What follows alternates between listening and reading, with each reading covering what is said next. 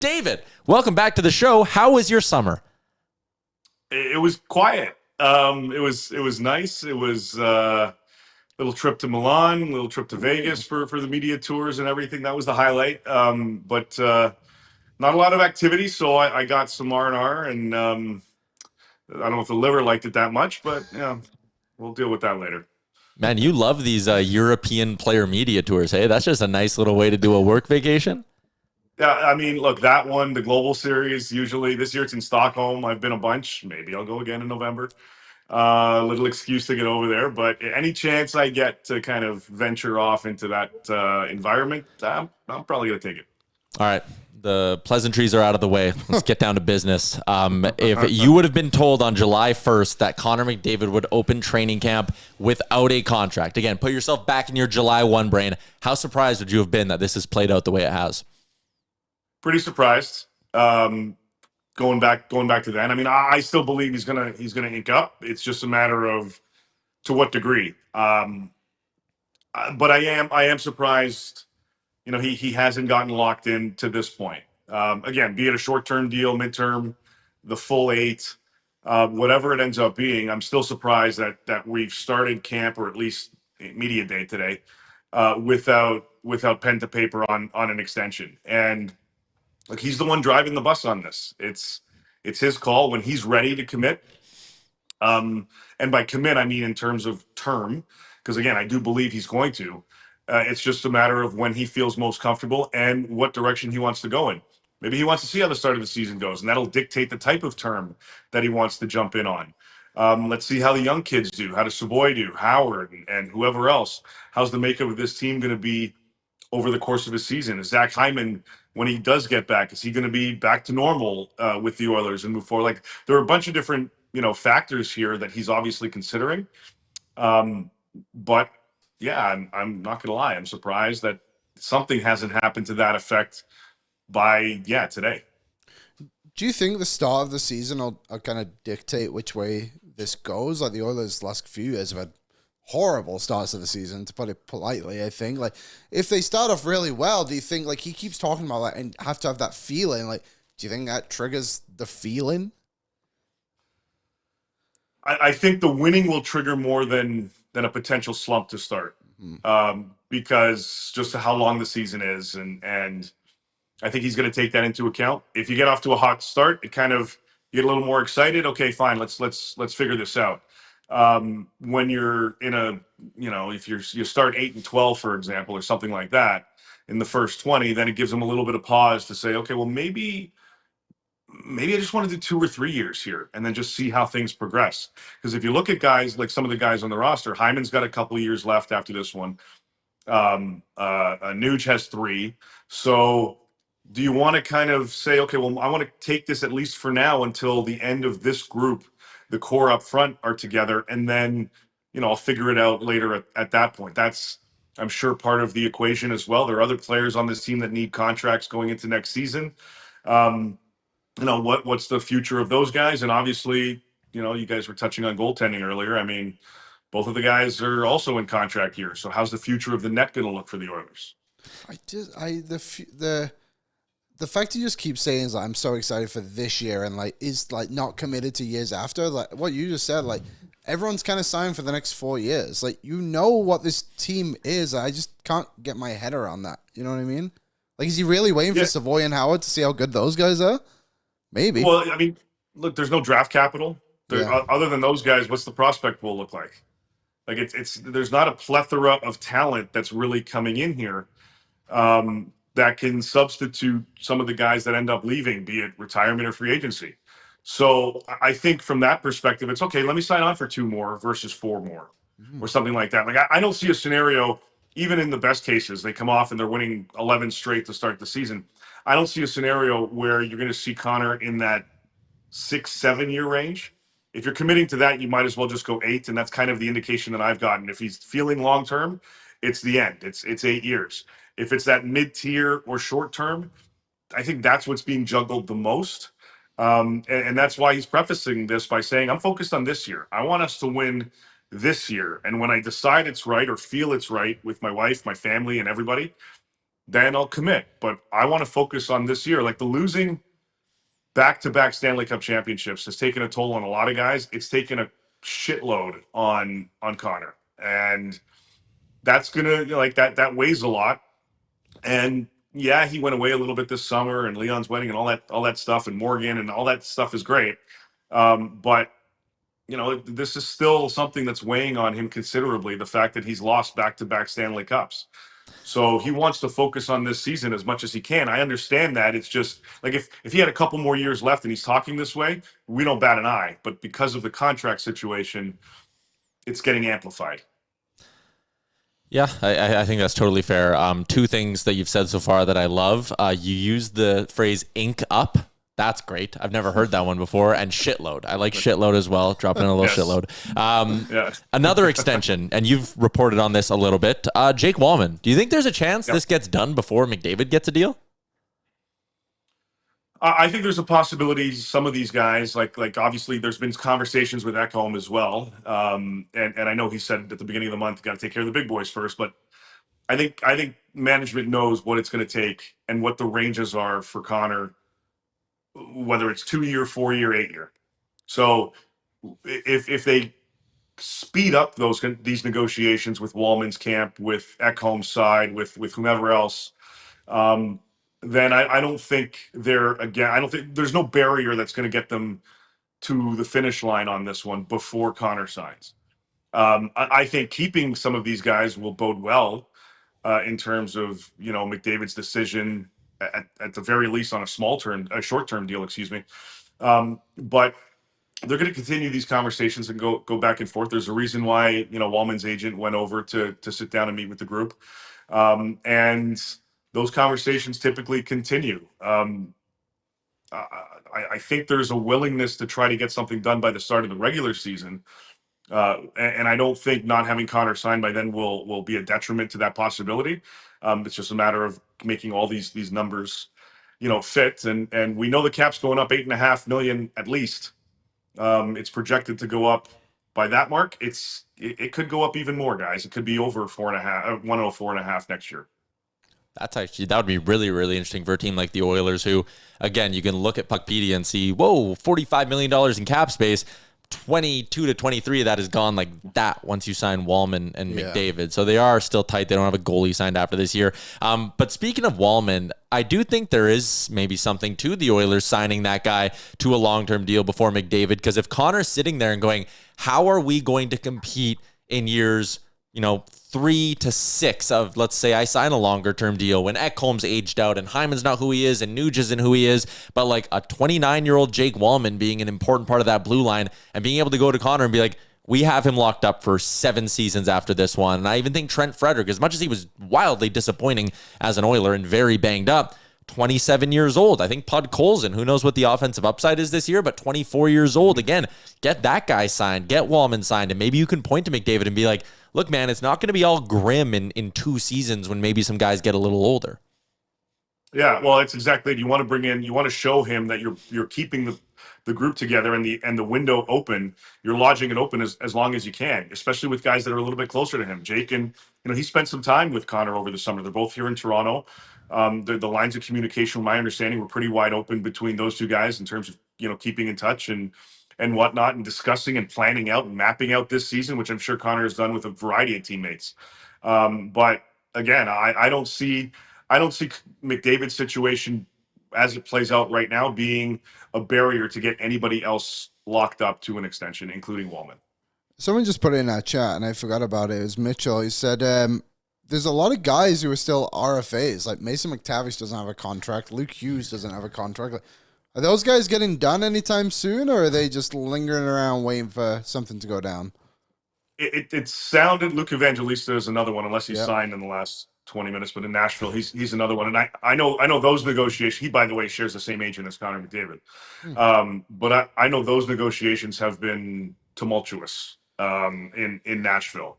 So I don't know if there's been progress today. I haven't checked in on that yet. But if they don't get it locked in by tomorrow, he may miss out on camp. All of these guys potentially may, even though they're in their respective cities.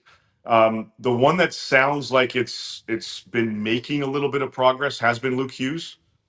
It sounds like there's at least an understanding of what that pathway is going to look like in terms of term. I think it's long term. We'll see kind of where they go from that one. McTavish is the interesting one because the concern there is more so usage than overall dollars. I think I mean, obviously that's a concern and that's a big sticking point in negotiations. But I think for him, since July 1, it's been where do I play on this team? How am I being utilized? Am I getting power play minutes? Am I a second line guy right now, or am I a third line guy with some of the additions that they've made? So I think for him and his agent, especially, the development of this player and the evolution of his skill set is as much an important factor as what type of contract he's going to get as well. So that one's an interesting one. The most interesting one, quite frankly, for me, is to see how the Ducks, who want to keep him, can navigate around this. And if they can't figure this out and make everything work financially, that's tied into how they're going to utilize him, then maybe they explore the trade market a little bit more seriously, because teams have obviously checked in. But again, the Ducks kind of want to keep this guy. He's a hell of a player. Here's a fun one. Carter Hart and the other Hockey Canada players. I mean, we've heard some GMs, like Tree Living came out and squashed the Dubé stuff immediately, and Bowman came out today and squashed the Carter Hart stuff, and I know the Oilers had done a little bit of that behind the scenes over the last couple of weeks as well. I mean, you reported Hart a potential connection to Utah, but the fact that kind of two organizations now have kind of come out, and two pretty high-profile ones, and the Oilers and Leafs have been like, nah, we're not going down that road. Is there a chance Carter Hart has a tougher time finding a job than we think, or do you still think there's enough teams who just want a piece of that upside? There's been a lot of interest in Carter Hart. Okay. Whether those get to the finish line or not, like Utah, I know has expressed interest. Whether they want to explore that a lot more seriously, we'll see. Carolina's another one. They've expressed interest. I don't see him going in that. Like, for example, Carolina, Pittsburgh, to my knowledge, Minnesota, Nashville, Edmonton, I believe San Jose, Vegas. Like, a lot of teams have poked around on Carter Hart. But some of them may, the response may be, okay, we're willing to listen, but here's kind of where our numbers are at. I think you're likely to see Carter Hart in that 2-year range, maybe 3, but I think 2, anywhere in and around that $4 million AAV range.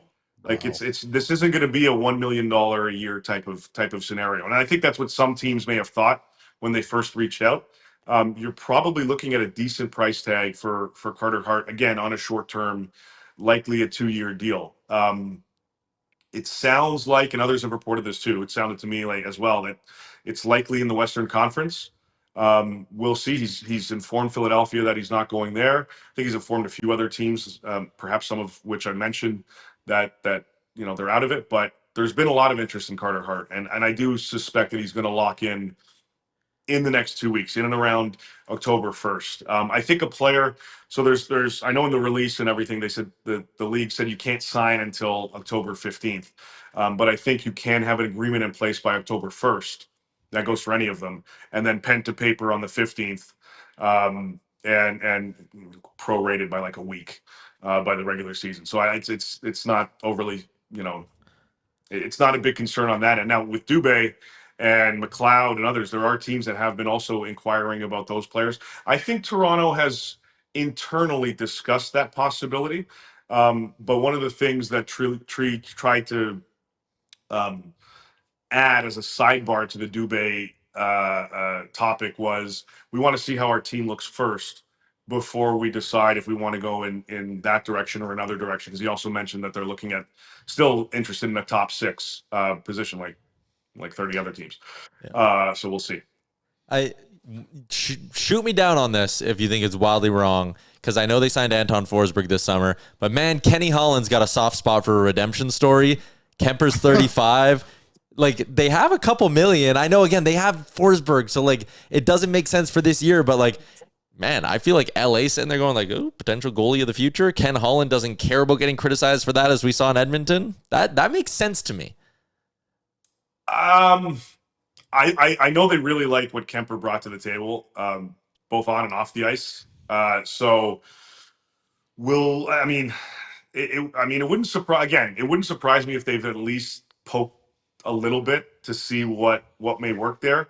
I don't see it necessarily as a definitive option right now because of more so just Kemper and of course, yeah, Forsberg. You got a reliable backup to give Kemper a little bit of time off, but again, the dollars are going to factor in. This isn't going to be a $1 million contract, so not for Carter Hart anyway.